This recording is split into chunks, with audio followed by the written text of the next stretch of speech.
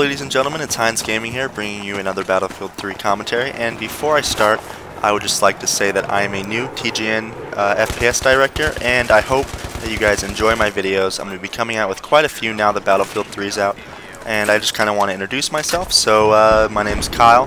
I've been playing Battlefield since Battlefield 2. I played Battlefield 2142 obsessively. I almost was never off that. That was my entire early high school career, was Battlefield 2142. I didn't really play Bad Company that much, purely because it didn't have the Battlefield feel to me. But now that Battlefield 3 is out, it's the most hyped game ever.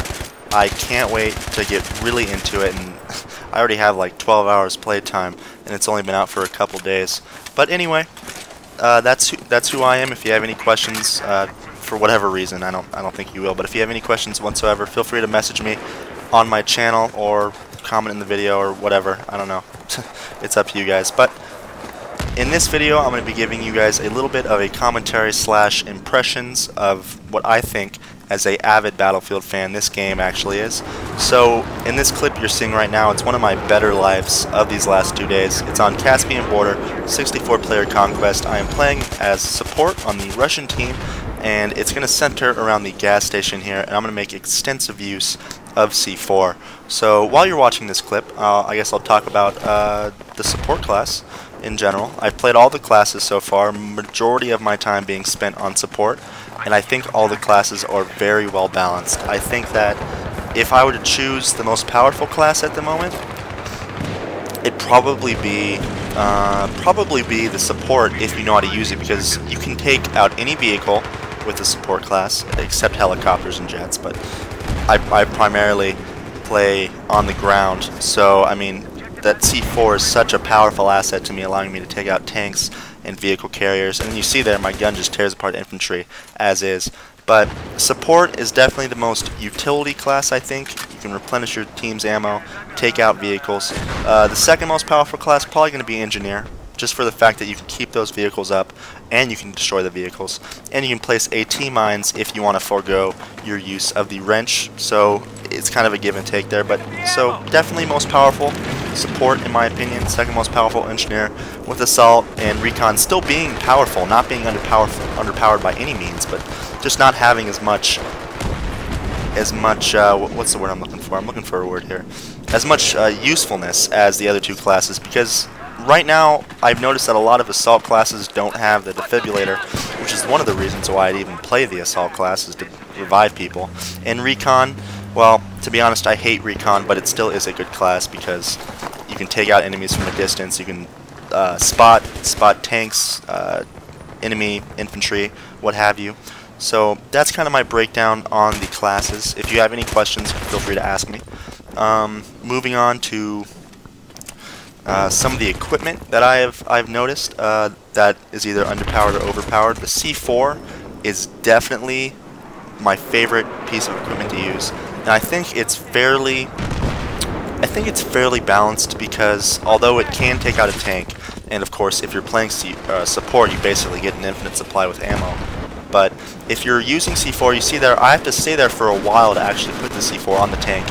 I have to get close to the tank. That gives the tank itself time to shoot me. That gives an enemy around the tank that's on the ground time to shoot me. So it's powerful, but it's definitely a give and take, because I could die at any second because I'm totally exposed. I have to run up to the tank. So, I mean, C4 is powerful, but you're exposed. That's what I'm trying to say. My next favorite piece of equipment is probably, I would have to say, I just got killed there, moving on to some jet footage. I primarily use, after C4, the mortar, and I know I get a lot of comments on this on my channel from mortar gameplay that I have posted. No, the mortar's overpowered, the mortar is this and that, cancel my game, I'm gonna break my disc, mortar, boo-hoo, boo-hoo. Well, ladies and gentlemen, the mortar is not that bad. I say this because, one, accuracy decreases drastically the further away from your target you are, so you can't really sit in your base during rush and take out an enemy because it's so inaccurate. So, but that's balanced out by the fact that you do have unlimited ammo, you can be relatively safe, and those mortars are relatively powerful. But I think that that accuracy decrease is so insane that there's no real overpoweredness to the mortar. I know I'm going to have a lot of people disagree with me on that point, but I don't find the mortar being as powerful as everyone says it is on the forums. So that's my point of view on the mortar. If you want to disagree with me, go ahead and leave something in the comments and we can have a civil discussion about it, but I still think you're wrong. So moving on to vehicles, because those two pieces of equipment are really the only pieces of equipment I've used so far. Moving on to vehicles, I think that DICE really nailed it on this. I'm going to get a lot of flame for this too, I understand that, but I think DICE really did well with the vehicles. I think that the helicopters are absolutely 100% better than they were in the open beta. I think that the jets were 100% better than they were in the open beta. They are a little more powerful with their main machine gun, and I think that, to be honest, they are a more all-around tool that can be used on the battlefield because, one, they can actually take out infantry now. They do a little more damage to actual, I'm talking about jets here by the way, they do a little more damage to ground vehicles, and they still can take down air-to-air, they can still have air-to-air combat functionality. That was kind of their only thing they could do in open beta. They still have it in retail. So basically, the jets have improved, the helicopters, drastically more health, drastically more power. I think their handling is about the same, but still, those two things alone, power and health, definitely make up for the shortcomings that were in open beta. So those two air vehicles, definitely more powerful than they were in open beta. Definitely balanced, and yeah, but ground vehicles, I haven't got a real chance to use the ground vehicles that much, purely because I'm either in the air or on the ground as the support class. So Jeeps, I mean, nothing really you can say about them. The only thing I don't like is you can't shoot through the windows on the armored Humvee. I don't like that at all, but I can live with that. It's not game breaking. Tanks, I think they're perfect. I think they're pretty much powerful if at a range, and then when you get up close to them with C4, they can be easily taken out. I think that's exactly how it should be, because no one vehicle absolutely dominates. Jets don't dominate, helis don't dominate, tanks don't dominate, APCs don't dominate. So I mean, it's balanced, and I like that. I don't find a tank absolutely demolishing the entire enemy team, because that's not how it's supposed to be, and I think DICE did a very good job on that. So that's kind of my basic recap in these 8 minutes and 30 seconds, I think this video is. On vehicles, equipment, and the classes.